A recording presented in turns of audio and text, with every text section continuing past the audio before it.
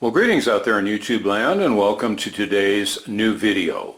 It will feature the contents of this box, which was really nicely delivered by UPS. I'm going to give them credit where credit is due. So let's get it opened and see what our new project will be.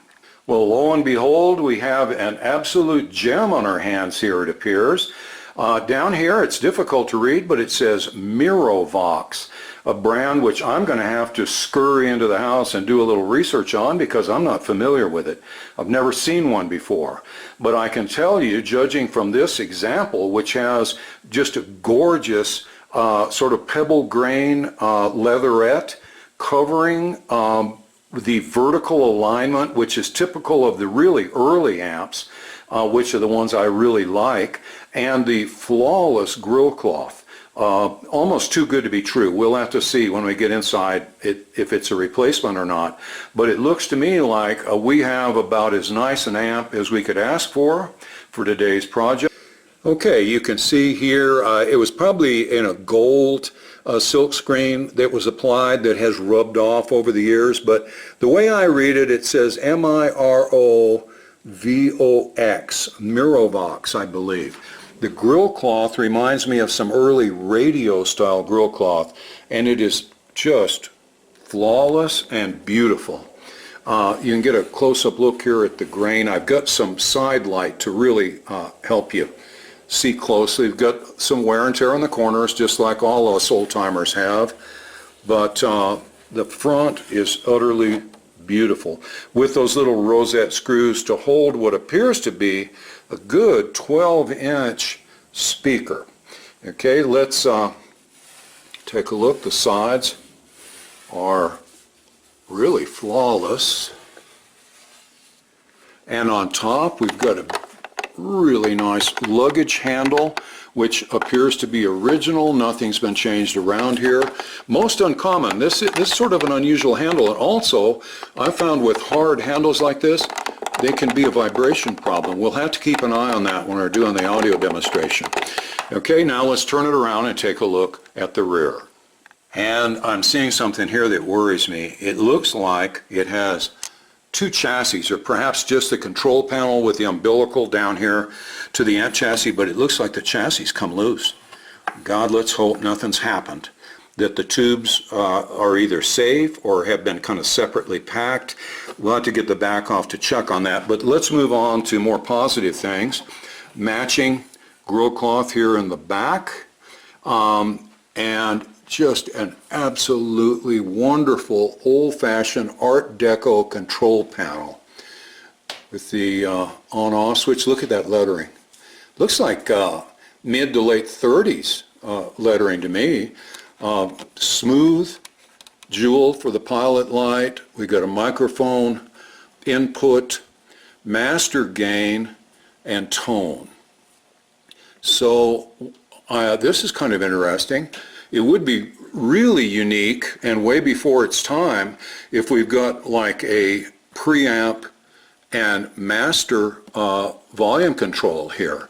But we'll see once we get inside. Like I said, flawless control panel at an angle, cut at a bias here so that I guess as you're standing up with your, who knows, slide steel guitar, you can look down and make your adjustments, and fortunately not put your cigarette on the top of the amp.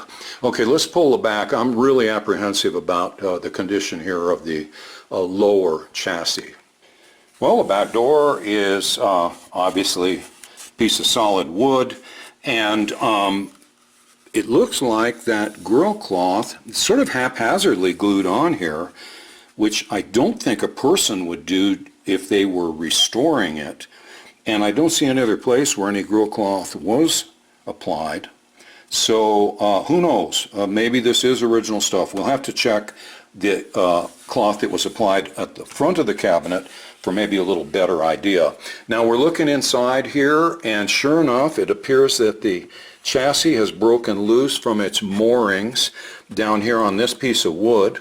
But the tubes were removed and put in this package here. So let's get that out of the way. And see, I don't see that there's been damage to the speaker cone, but God, you know, I'm going to have to get in there and look real closely. It looks like a fairly modern power transformer, but once again, all of these are just sort of haphazard observations. Definitely a new tube base. It looks like this has been worked on. I'm guessing this is going to be the output transformer here. So let's go ahead and undo these screws that did remain in place and extract this chassis, and I'm sure this is the speaker plug or the umbilical, probably for up here to the control panel, so that we can get this out of the way and get started on our the rest of our disassembly. As predicted, this is the umbilical that connects the amplifier chassis to the control panel, and then this is a speaker plug, but this is not the original one. What they've done is something that I used to do when I worked on radios. You take the base of an old tube that's no longer any good, you break the glass envelope out of the tube, and then solder wires down into the prongs of the tube base and make a really nice, in this case, 7-pin connector for the output transformer, and then that which will then connect over here to the speaker. Now, I expected an electrodynamic speaker. This seems like a more modern speaker than I would expect in an amp of this vintage. Who knows? I could be wrong. It happens more and more the older I get. But we'll see. Maybe there'll be a date on here that'll help us. But regardless, there has to be some compensation, though. If this was electrodynamic and they've installed a permanent magnet speaker, we have to see in here some sort of filter choke or ballast resistor to compensate for the absence of the field coil. Then again, I might be wrong on the age of this, and this could have been the appropriate original speaker. We'll see. As you can see here on the left side of the chassis, the screws are still in place, screwed into the wood, but that piece of wood, upper part of it broke away. I'm thinking this thing must have been dropped on its head up here really hard to pull this end away. You would think if you're going to pull one of the sides away, it'd be the heavy one with a transformer. But this side weighs nothing. So maybe there was a pre-existing crack or break here. I don't know. I don't see any evidence of any previous attempts to glue it back together. So anyway, I'm going to unscrew this piece and glue it securely back down here where it belongs. Okay, then we'll be back kind of to ground zero here, to the proper starting position without any of the damage. Also, it looks like there might have been some collision with the cone, but I don't see any holes punched. So maybe we got off easy. Some really goofy looking writing here. 21403, so it has been reconed, which would lend credence to this maybe not being the original speaker. We'll see. Okay, for now, let's unscrew this and get it glued back into position where it belongs. Okay, I have the piece securely glued and clamped. I'm going to set the cabinet aside and let that harden, probably overnight. Meanwhile, let's take a look in here at the speaker. We've got code 285618. Okay, so what would that be? The 18th week of some year that ends with 6. And the 285 indicates that it's a Rolla speaker. But looking at the condition of the finish of it, it sure looks like the speaker is much more modern to me than the amp itself. And if it was made in a year, the 18th week of a year that ends in 6, I'm thinking more like 66 or 76, which would have to be far more recent than the amp itself. We'll see if any other clues come up during our work. You can see where that right-hand chassis mounting flange got bent up when the chassis lifted here. I'll have to level that out. That'll be easy. But look at all the different types of tube bases we have. This is probably the original type right here, which is sort of that thin layer of almost like masonite, like you'd see in the old radios. Okay, I'm imagining that there was a filter cap there. Then somebody's put in more modern, Bakelite, Micolex, and then a ceramic tube base. So there's been a whole lot of work done on this over different periods of time. Otherwise, you'd think they would use the same type of tube base if you're going to replace 3 of them. Okay, so actually 2 of them, it appears. Okay, because these rivets have not been removed, so it's just 2 tube bases that have been changed. All right, let's flip it over and see what's underneath. Well, flipped over the chassis, and it looks like the repairs were not limited to the speaker cone and the tube bases. It also appears that every capacitor was replaced in the circuit. We can only hope and pray that they were replaced properly and with the proper values. You can see that the resistors remained in place. I see here a cathode bias resistor with the cathode here of, this is probably a 6V6 going over here to this new tube socket. So it looks like we have 2 6V6s in the circuit. Probably push-pull, not parallel. We'll have to see. Okay, and also we see that the power transformer, which does appear to be original, looking at the screws, that would mean that either it is original or it's a perfect replacement. You know how unlikely that is. Okay, so I think this is the original. It's been subjected to some ungodly heat. At some time in the past, it melted the wax potting and insulation inside on the windings, and it has come out and probably dripped all over the floor of the cabinet. Also, you see what an unusual fuse holder this is. I've never seen anything like that. Okay, so let's take a look then at our tube set. If you look over here on the chassis, they've labeled A, B, C, D, and E, and we have first off a 6SJ7, which we know is a pentode. So this then is going to be the first preamp tube. And we also have a 6SN7, and we know that that is a duo triode. Okay, now this is going to be our phase inverter for our 2 6V6s, and quite likely one more stage of amplification. So we'll have our pentode feeding the first triode feeding the second triode, which will be our phase inverter for our 6V6 tubes, these 2 right here. And then we have the traditional 5Y3 rectifier. Now, it's really too early to tell the quality of work that's been done here, but I want to show you something that was done that I don't agree with at all, and I really think it's a good hint to you all that are building your own circuits. Look at this bare wire to that capacitor passing, what's that, 1/16 of an inch away from this tube pin right here. Now, what are the odds that during vibration or movement this might be able to move over a little bit and make a short? Looking here, there's other ones like this. Back here, this wire is going to come in to really just a rat's nest of wire and tube pins. We're going to fix that up.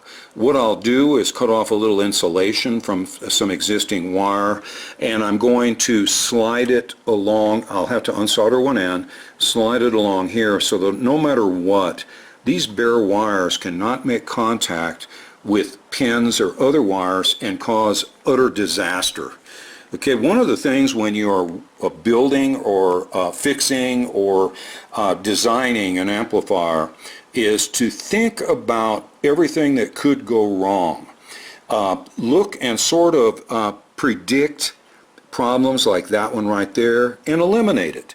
And then go through, and when you're through, there should be no close proximity of bare wires or contacts or any way that a screw can come loose and something will rotate around and make a dead short. You've got to think about the future, okay? These things don't stay exactly the way you assemble them. They're subject to all kinds of abuse and vibration. So you have to think ahead. Okay, that's my sermon for the day. Well, I was able to speak with the owner of the amp, and this is what I found out. He's owned it for over 20 years, thinks it's a 1948 Mirovox amp, and he may well be right. Over the years, a few techs have worked on the amp, and boy, did we see that is true. And none have been able to solve a couple of issues that persist, so it looks like we've got a real challenge here. Number one, the microphone volume pot seems to sweep fine, but the master gain pot goes from 0 to crazy loud apparently, and the rest of the numbers are just a waste of time. So it looks like we don't have a proper sweep then on our master gain. Okay, that's one issue. Number two, the tone pot sweeps evenly, but doesn't seem to have an adjustable range. Would like to get more treble, okay, and that's going to be another one that we can work with, a good usable tone control that actually goes from really too much treble to too much bass, which is what I think they should all do, and then you can adjust the sweet spot in between. Now let's see, the amp sports a hefty vintage Magnavox. Now we thought it was a Rolla. I thought it was a number 285. Okay, 12-inch speaker. Then the tubes. It's a good sounding amp with a little bit of hum that I've lived with. Always attracts attention with the gearheads when on stage. So we have here a performing musician who will use this on stage, so we're going to have to really be careful that we make it as reliable as possible. Let's stop for a second to catch our breath and take a look at some new acquisitions. First, for my editing, particularly of the audio demonstrations, I got some Sony Earphones. I bought these on eBay. And secondly, and what a kind of pleasant surprise, two of my favorite people, Kevin Healy and Brad the Guitologist, both sent me a set of these rocket sockets. They're a plastic kind of a nut driver that you can use to remove the nuts around the input jacks, volume controls. If you're like me, I grab a crescent wrench or something really scratchy and put it up there and just wail away. But now with these, you can get a really good grip, undo the nut, and not scratch the control panel. Okay, so rocket sockets, I imagine you could do an internet search if you'd like to get a pair or a set for yourself. And I just want to tell you guys, Kevin and Brad, thanks so much for thinking of me. I really appreciate it. Let's go on inside here and take a look on the internet if we can find any information about our Mirovox amplifier. And sure enough, here we find an ad on Reverb offering one for $500. We can see how it differs from ours in that the name is up in the upper left corner, and it has these kind of rather crude wooden bars across the speaker opening. I think this is probably a more modern version than the one we have. Let's scroll through the photos and see what we can find. No different. See here, the cabinet shape looks about the same. We have the same oval rear openings, but no grill cloth across the upper one. That may have been added to the one we have. Let's see, now we're starting to get to the innards. You can see this one has been recapped. It's a little neater than the one we're working on. And we have an electrodynamic speaker, which I think probably should be in the one we have. Okay, you can see that for sure, and if this is a later model, with ours being the earlier model, I would think for darn sure if the more recent model has the electrodynamic speaker, ours would too. Let's see here. Chassis looks just the same. And that's about it. Now, one other thing I found here that's kind of amusing, and I hope you can read it, is it says here it has a 15-inch field coil speaker. Now, ours has a 12-inch, and I was a little suspicious about that. I thought maybe this is a larger cabinet, but here's the amusing part. Look right down here. The outside of the cabinet measures 20 by 14 by 10.5. Now tell me how you could fit a 15-inch speaker into a cabinet that's 14 inches wide. I guess whoever wrote this up didn't kind of put apples and oranges together. Okay, so that's all we can find from this ad. Let's look at another one.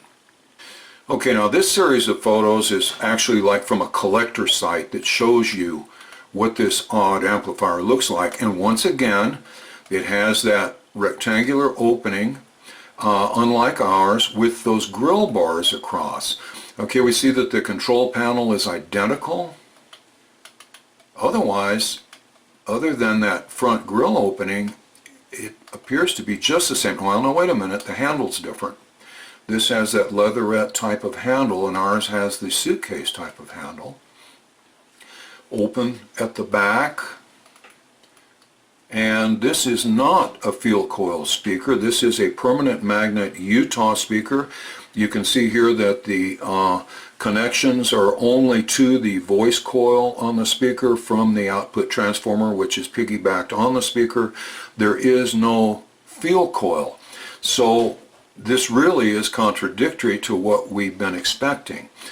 The chassis looks just the same to me, and look at that. Oh my God. A Mirovox vinyl cover for the amplifier. Wouldn't that be nice? Okay, so everything else looks the same. Speaker, oh, look at, now this just has these little strips of wood on the side, where ours have the full side panel of wood, although that didn't save it from breaking in transport. Okay, so I think that's about all we can glean. I believe that this version here with the wood slats is more recent. I think ours is older, and I think that I don't see any evidence on ours that the front panel has been changed, or that different openings have been cut, or that it's been recovered. It's an older style material and that older luggage type handle. So I think this helps us, but it doesn't rule out the fact that I think ours is an earlier example. The owner said 1946, and I'm thinking this is probably from the 50s. Okay, so that's about all we can gather from our internet searches. I don't see a schematic anywhere, which is no surprise. To gain full access to the circuit, I'm going to have to remove the control panel. Also recall that the problems that the owner reported had to do with the master volume and the tone control. So let's pull this panel out and take a look. Well, they weren't taking any chances that the control panel was just going to fall off. There's 10 screws holding it on. And here we look, 2 of the pots. The 2 that are causing trouble are new alpha pots that have all been rewired with new capacitors. See our 3 signal inputs, little tiny little original microphone volume control, and that one seems to work okay according to the owner, and our pilot light and toggle switch, okay, for power with the umbilical here. So I think probably what we need to do is put the tubes into this. Apparently it seems to work. Let's check our tube bias, and I'll tell you why I say that. Because the bias resistor here is a very, very puny 266 ohms. That seems kind of low, and I have a feeling that our plate dissipation is going to be really high on our 6v6s. So let's flip this over, put in tubes, and turn it on and see what we get out of it to verify the owner's complaints and to just sort of check things out for ourselves. All right, I've got the control panel here with the input from my signal generator, 50 hertz, going into the microphone input. Turn that down to 0. and tone to neutral. Got my bias probes under the 6V6s. The umbilical from the control panel is plugged in right here, and the output transformer is plugged in right there. Let's now plug the whole thing into the current limiter, flip the switch, and see what happens. Well, let's see. We've got our plate voltage, pretty stout plate current, but when you multiply them, what are we looking at here? 9, 10. Plate dissipation of 10. For cathode biased 6V6s, that's certainly acceptable. And some disparity in the plate current. I hear a very slight hum. It's not that bad. Let's turn up the microphone volume. And I guess the master also. Oh yeah, there you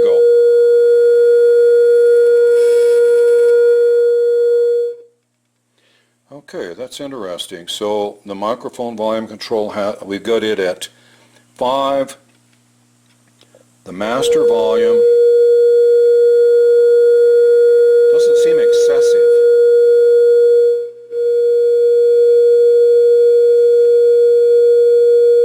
Not noticing much difference with the tone control, but of course we'll have to check that out in a different way. So, to be honest, this thing seems to work pretty well, but let's plug into these and see what happens. Okay, now I'm plugged into instrument input number 1. Microphone pot has no effect here, apparently, only if you plug into the microphone jack, which makes sense. Let's turn up our volume control now, our master volume. We're getting nothing, nothing. And then from 0 to insane, from 1.8 to about 2.2. You can actually hear it overdrive the tube.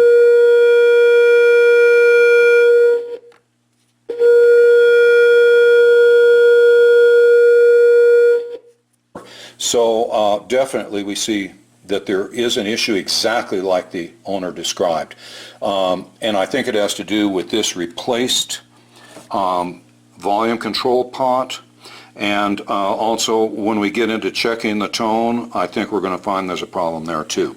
So let's just a quick tally here on the plate dissipation for the 2 tubes. The left-hand tube was 11.9 watts, which is right at the absolute maximum. And the right-hand tube's at 10.3 watts, which is comfortably under. So, you know, this is probably acceptable like this. I might increase the bias resistor just a bit, but to be honest, this is not really a bad plate dissipation. All right, I have my ohmmeter probes on the master gain volume pot between the signal lug in the middle and the ground lug on the bottom. Let's crank up the volume control to about 2.5 or so. That's where it started to just go nuts and start distorting. And that is right around 25K. So it would seem like perhaps a full sweep on our volume pot of 0 to 25K might give us a good volume range, whereas 0 to 1,000,000 ohms way overdrives the preamp tube and causes that horrible distortion. Okay, so I really think that this 1 meg pot is has way too much resistance to ground. Okay, I think that one needs to be changed out. We'll worry about the tone later. But 1 meg there probably isn't going to work either. Okay, it's not real pretty, but I've replaced the 1 meg pot with a 50K precision pot. Now, 25K would have been ideal. I didn't have one, okay, which is typical. But I put in the 50K, which is going to be, what, 20 times better than the one that was in there. Now, I've left off the tone control because I don't trust it. Let's see now if we get a little better sweep on our master volume. I also noticed that the 1 meg pot that was in there was bypassed with a 500 picofarad capacitor to boost the treble. So I'm going to leave that off too, because I think we're going to pick our own capacitor for that purpose. Remember that the owner said that he wanted more treble. Well, we'll give it to him, and that's going to be a really good place to do it. Okay, we've got everything hooked up again. Let's see how our new volume control works.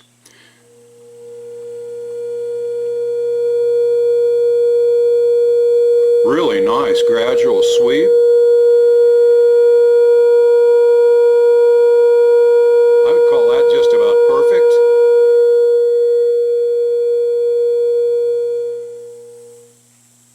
What do you think? So that's the trick. Okay, if you've got a volume control that's just crazy loud or causes terrible clipping like we saw the other one, the 1 meg pot do, find out where your loudest good volume is, and then install a pot that's of that value or close to it.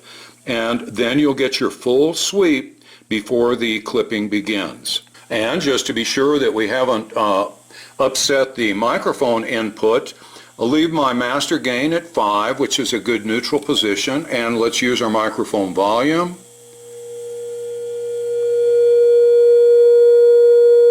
Once again, we get a really nice sweep. So I think the volume control problem. Now it's time to address sort of a personal peeve of mine, and that is mounting output transformers on the side of a cabinet. Now it was never done in this one. It was originally up on probably an electrodynamic speaker.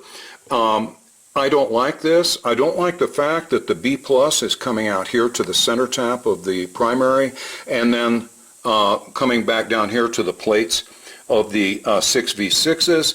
It's just not a good way to do it. Okay, so I'm going to transplant this transformer right here. And in so doing, I'm going to get rid of this umbilical. I'm going to get rid of this hole in the chassis. Now, you might say, well, why not put it up here on the basket where it was? Well, you're still going to have the umbilical here with the 350 volts going up and coming back. Secondly, how do you change this speaker if it's got its output transformer mounted on it? It's kind of hard to put in a Jensen 12-inch speaker here. You're going to have to then transplant the output transformer. I think it'd be a whole lot easier to have this right down here where God intended, okay, and then just 2 wires going to the voice coil, just the way it is on almost every other amp on God's earth. For those of you who are saying, oh, but that's not original, well, originality kind of flew the coop with this one a long time ago. Okay, when they started changing 2 bases and every capacitor in it, and making up kind of willy-nilly umbilical cords and doing other changes, okay, like 1 meg volume pots. So originality is not the issue. What we want is the best possible function, which is safe and also will last for a very long time. It's going to be very reliable. To me, that means that goes there. Step 1, remove the output transformer from the wall of the cabinet and get rid of these extended wires here from the original wires that came from the output transformer. I believe it's a universal one that must have been added on after the amp was made, but it probably has multiple taps. There might be a 4, 8, and 16 ohm tap. So what I'm going to do is cut off the extra wire and then map it and see what type of impedance ratios I get, and maybe offer the owner sort of multiple plugins for different speakers. A 4 ohm, 8 ohm, and 16 ohm speaker if he wishes, or a speaker cabinet. Okay, and here we have the primary wires. You see the 2 wires that go to the plates of the 6V6s. That's the one that goes to B+, and because this was mounted on a wooden cabinet, they had to run a ground wire from the body of the output transformer down to the chassis, and we will not be needing that because this is going to be attached to the chassis.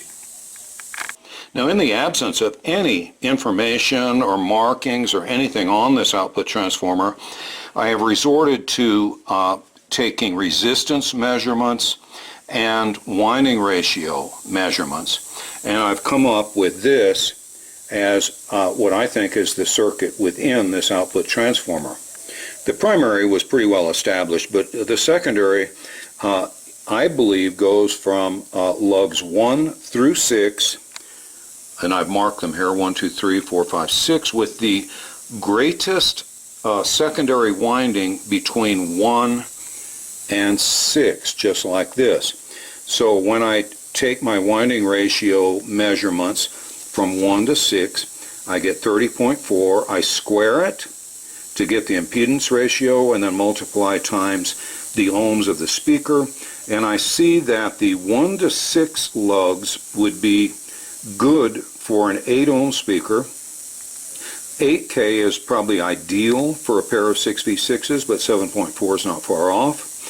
And down here at 1 to 4, which gives me a 43 winding ratio, squared times 4 gives me that same 7.4K for 4 ohm output. So I believe 1 to 6, which will be from here to here, will be my 8 ohm output, and 1 to 4, should be from here to here, diagonal, is going to be the 4 ohm output. There is no 16 ohm output because none of the secondary windings are large enough to provide that type of winding ratio. It would have to be lower than 30. It'd be down more like around 20 or so.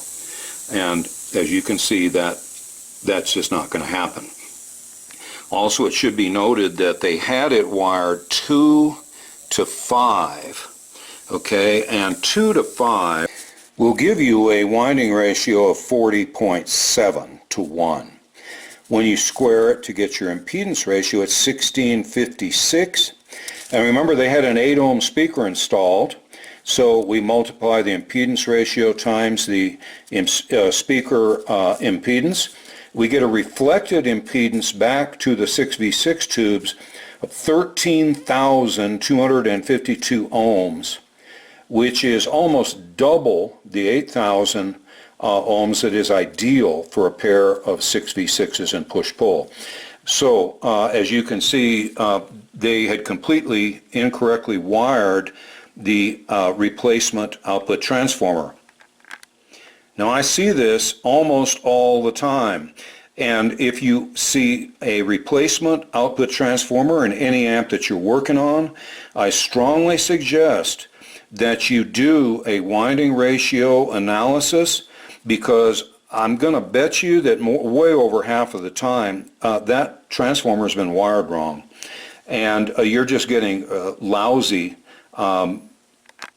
impedance matching between your output tubes and your speaker. So as we saw, the 1 to 6 lugs give us a 30.4 winding ratio, squared times 8 ohms is 7,400 ohms, okay, which is very close to the 8,000 that's optimum. So we will be wiring this output transformer with the speaker secondary wires coming from lugs 1 and 6. Now, I've done this procedure many times in previous videos, and I've actually created a video which explained the impedance ratio, how you get it, and how you use it. You're welcome to go look at those videos for greater detail, or you can just listen right now and I'll give you a quick overview. You apply your variac across the primary winding of the output transformer. Then you attach a AC voltmeter across the lugs of the secondary output of the output transformer. Remember, we had 1 to 2, 1 to 3, 1 to 6. Now we're going to crank in enough voltage into the primary to get exactly 1 volt out of the secondary. Now in the case of the output transformer that we're talking about here. The 1 to 6 lugs yielded for 30.4 volts in, I get exactly 1 volt out. That is your winding ratio. The winding ratio then is 30.4 to 1. You square it, we get 924. That is the impedance ratio. Then when you multiply the impedance ratio times your speaker impedance, so it's going to be 924 times 8, you get 7,400 ohms of reflected impedance. In other words, with this output transformer hooked up with lugs 1 and 6 to an 8 ohm speaker, which is the way it's going to be wired, we're reflecting back 7.4 thousand ohms of impedance to the output tubes. Now a pair of 6V6s prefer to have 8,000 ohms of reflected impedance. This is close enough. This is going to work just great. Well, after about a 2 or 3 month dry spell, we're finally getting a little rain here. Okay, it's definitely welcome, even though it'll probably only last for about 30 seconds. You see the 30 Ford Coupe, the subject of our second feature, safely nestled under its tarp, weathering the storm. So now let's get back to work in the workshop. Sure enough, as promised, it's about an hour or two later after that rainstorm, and there is not a cloud in the sky. I'm telling you, if you don't like the weather right now out here in the desert, just wait a few minutes because it's going to change. So now I need to remove all the wires from this socket because the output transformer is now going to be attached to the chassis and be hardwired into the circuit without the need for this plug and that strange little umbilical cord that did run up to the output transformer.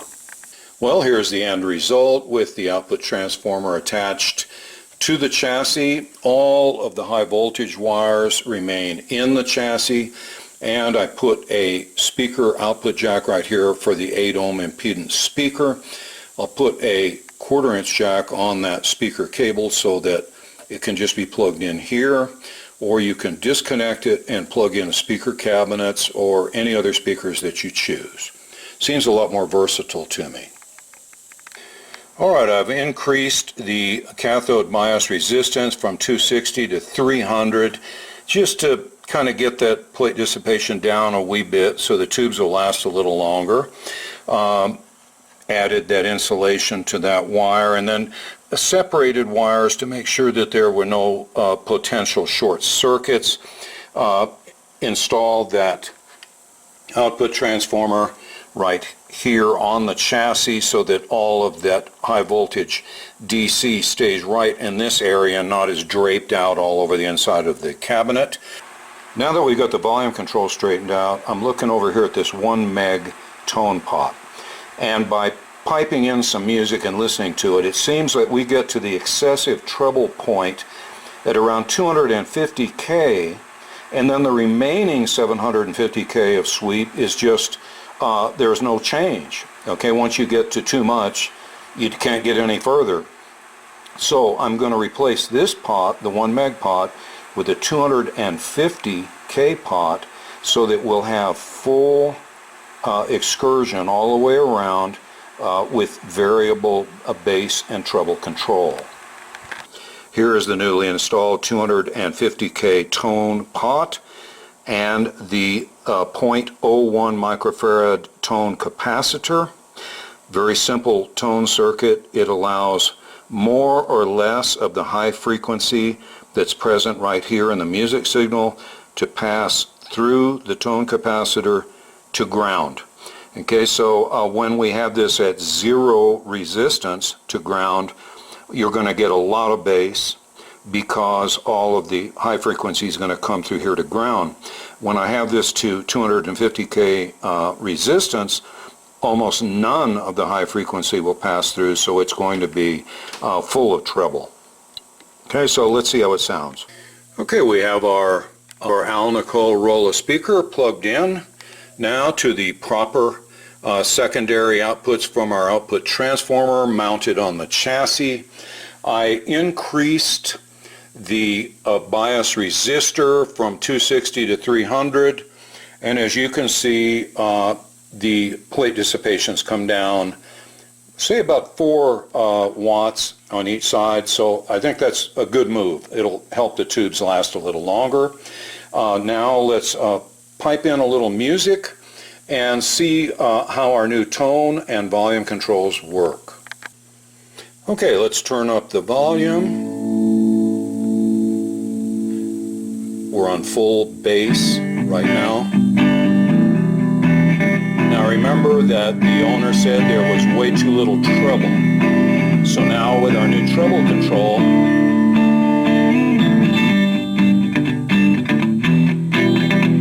we dial in some really nice clarity there at position 5.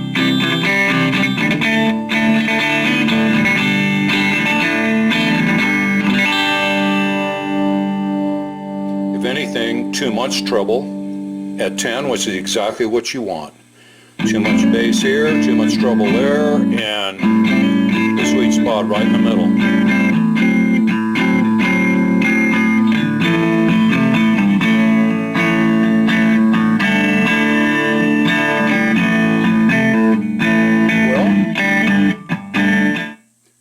I'd say the preliminary tests came out just great.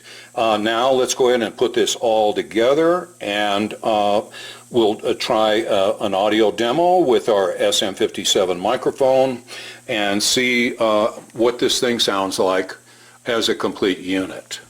Take one last loving look here before I put the back door on. See that nice cleaned up control panel with the new potentiometers for both volume and tone.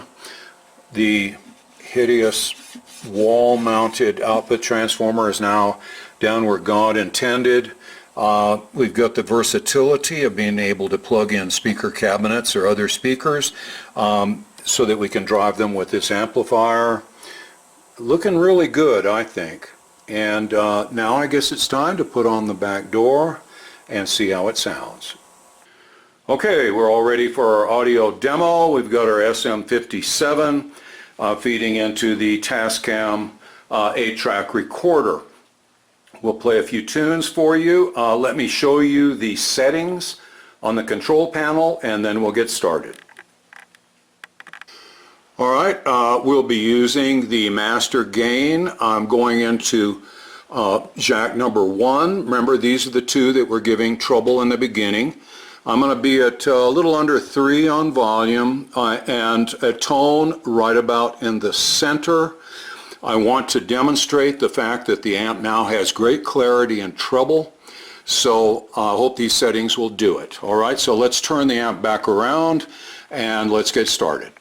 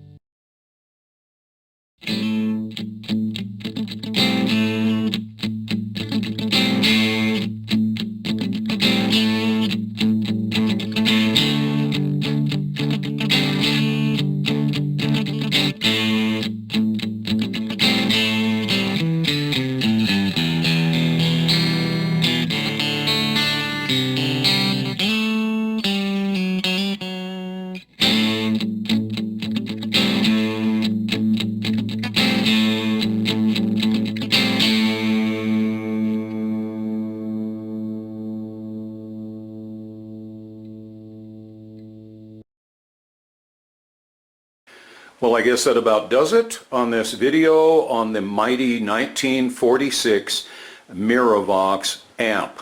I hope you enjoyed it and that there were some interesting tips and pointers that you could pick up along the way. I noticed that our subscription numbers have dwindled a bit lately, so I wanted to remind all of you who are regular viewers of our channel but who haven't subscribed, please do so and help us get that wonderful plaque from YouTube when we get 100,000 subscribers. I know that Jack and Ollie and Casey are just anxiously awaiting the arrival of the plaque.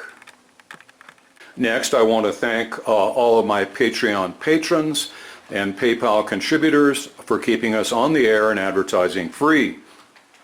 If any of you would like to join them, I will put links in the video description to assist you to do so.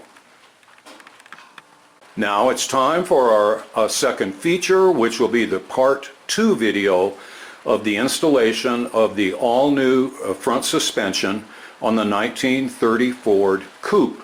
So if you enjoy seeing work like this done, please stay tuned, because at the end of this video you're going to get a gander at how it looks completely done. Okay, and I hope it's worth the wait and effort of watching. So thank you, stay tuned, and we'll see you again in the near future.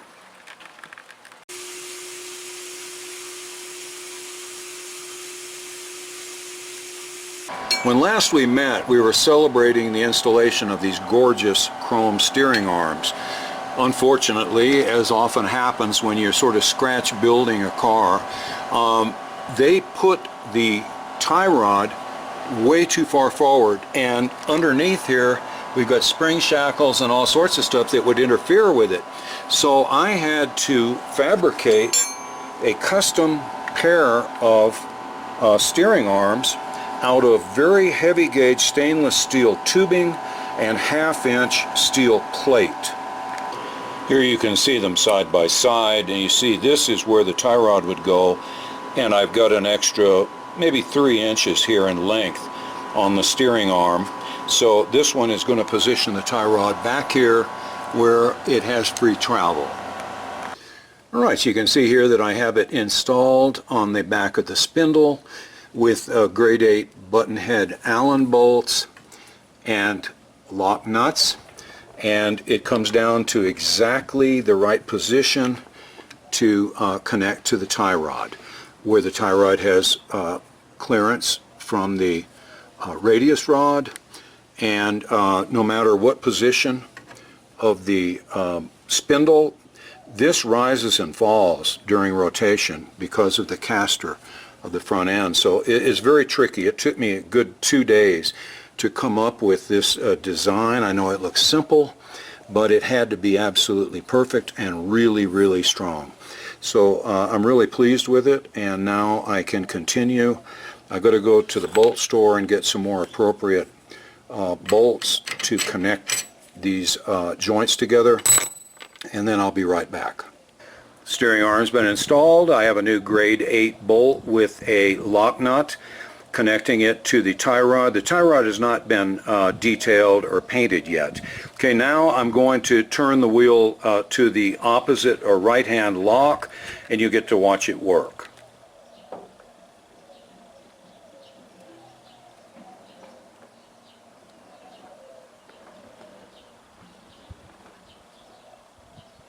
Well, finally the steering arms are completed and installed. The tie rod has been painted and installed, and I'm going to crawl down underneath there and show you the steering arm from the steering box and also the steering damper. Okay, here we see the tie rod, and over here is the steering damper. It's a horizontal shock absorber that prevents the steering from entering into some sort of a oscillating motion called like a death wobble or something like that. This keeps the steering really smooth and stable. And then back here we have the arm that connects the steering box to the tie rod. Okay, so now it's time for the spindles to receive the big heavy rotors for the brakes.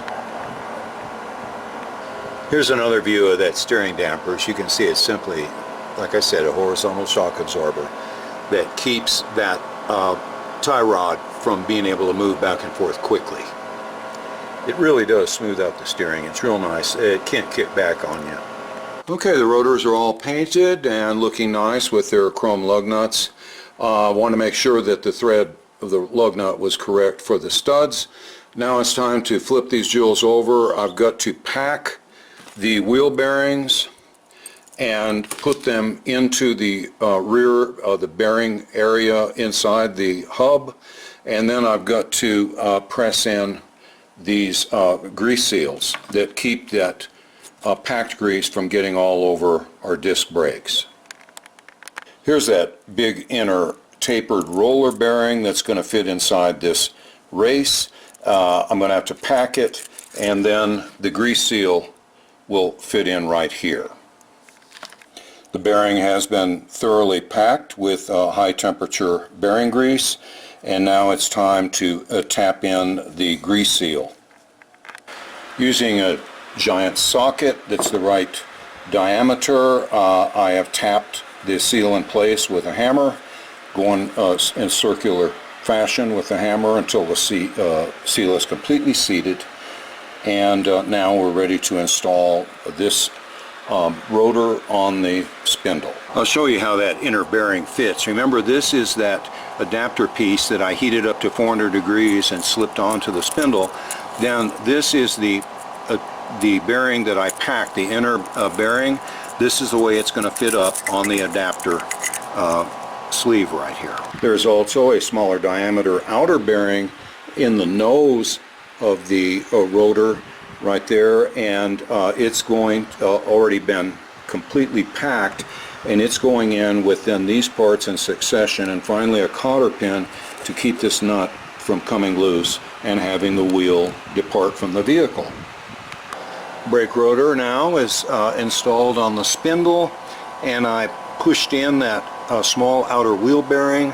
Now I need to install the additional parts, and finally a dust cover to keep it all clean.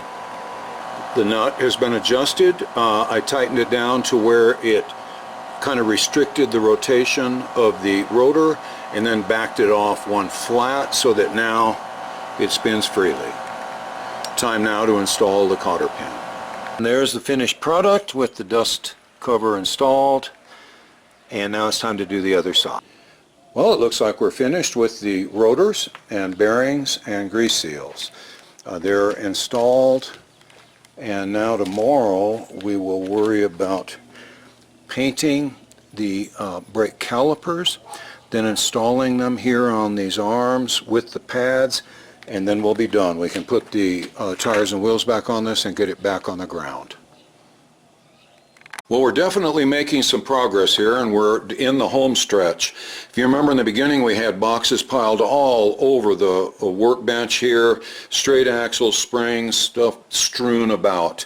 And now we're down to the two brake calipers, the brake pads, and the associated hardware. So first off, we've got to paint these, then we're ready to install them, and then we'll be done. Well, it's time for the final step. The calipers have been painted with a heat-resistant semi-gloss black paint. We've got our brake pads ready to install with our pins, and then we're going to connect up our hoses with the fittings and crush washers. Well, the caliper is now installed with those special anodized bolts. You can see that we've got our bleeder right here. I'm going to have to connect the brake hose right down underneath here, and you see the pads on either side of the disc.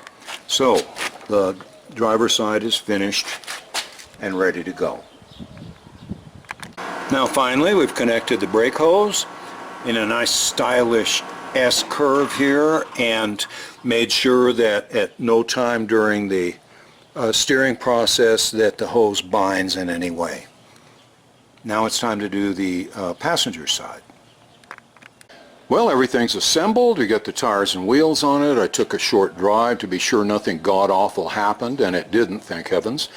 But the fun's never over. I got it up on the lift here so I can get under to weld the inside of those radius arm brackets. They have to be welded on both sides, just, you know, for strength and safety. Also, I'm going to have to do a little minor adjustment on the steering link so that the steering wheel is, the bar there, the horizontal one, is perfectly horizontal. Okay, so now it's time to crawl underneath and with the trusty welder and fix those brackets. Well, the job's all finished. Everything's been adjusted, tightened, and I even went for a little test drive. Thought I'd give you a final walk around here. You can see those nice split wishbones, very subtle down there at the bottom. Nice chrome straight axle. It's much lower in the front than it was. Might be too low. The steering box linkage is only about 2 inches from the ground. Granted, other than speed bumps, that's really not a big issue, but I might have to raise the car up about 3/4 of an inch or maybe an inch. I hate to, because that stance is absolutely classic, just the way it's supposed to be. So, that's it. Thanks for joining me on this rather challenging job that certainly turned out very well, I think. I hope you enjoyed it, and I hope to see you again soon. Bye for now.